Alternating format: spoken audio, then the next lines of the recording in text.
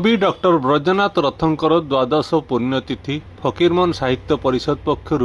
कवितीर्थ शांतिकारण परिसर में पालित हो जाइछि। मुख्य अतिथि भाव में विशिष्ट कवि मनोरमा विश्वाल महापात्र जोगदे ब्रजनाथ रथंक फटोरे पुष्प अर्पण करने सह संपर्क और तांको साहित्य कृति उपरे आलोकपात करथिले।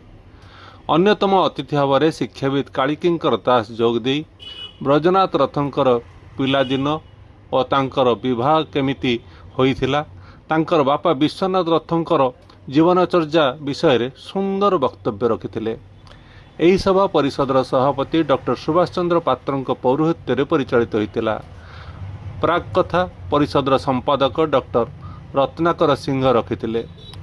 मंच आह्वान और अतिथि परिचय सह संपादक राजेश गिरी रखिथिया बेले शेष कथा रखिथिले सह संपादिका कल्याणी नंद। यही अवसर में सेठारे बहु ब्रजनाथ प्रेमी उपस्थित थे। प्रकृति अनुଯାयी गोटे वृत्ति आपण ए जो कथा जो प्रकृति अनुଯାयी वृत्ति आपण why don't you select a profession which is at your instinct. तो आपण ए जो प्रकृति का साहित्य को लेके सिंपल छोटी वृत्ति करना रजो कुछ मो बापा आज जाय बहुत पॉडकास्ट करथिले बेकार भी बापा के भी मते टाड़ा देना जे कोन किसी जगह पे देखुनिता बापा छाड़ी दे पाठ पढ़ा करे उत्साहित करती तेणु जिते राधामोहन पट्टनायक कविता पढ़े बापा बस मोर गोटे पाठ कहीकि शुण उपभोग करती। तो बापा जी जन शिक्षक थे कहते आम संपादक विश्वनाथ रथ सी के ताड़ना दे ना ब्रज को मिलगला महताब मार्फत जे बापा के आगे छिड़ावा समाज आगे छिड़ावा निज गोटे परिचय सृष्टि करा कथा एवं से द्वारा जोधना दास महापात्र सहित मैं मिसिकी 1960 से 3-4 वर्ष प्रेस निजर विश्वास प्रेस करके अनेक समय आम देखू जो मैंने प्रतिष्ठित लेखक से नुआ लिखुवा नुआ नुआ कविता लिखुवा नुआ नुआ कविता आरंभ करुवा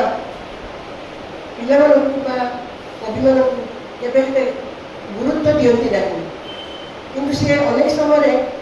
मो कविता पढ़ी मत से मो स्कूल में पढ़ला बेले कविता लिखुली जो सप्तम श्रेणी में पढ़ुली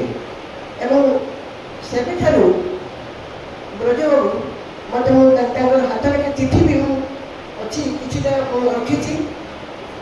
से मत प्रोत्साहित करते लिखुले तुम्हें आहरी लेख आहरी सुंदर हम तुम कविता एवं से उत्साहित होते किए से ब्रजरथ से ब्रजरथ नामक कवि जड़े एत प्रतिष्ठित कवि जी मत एपरी भाव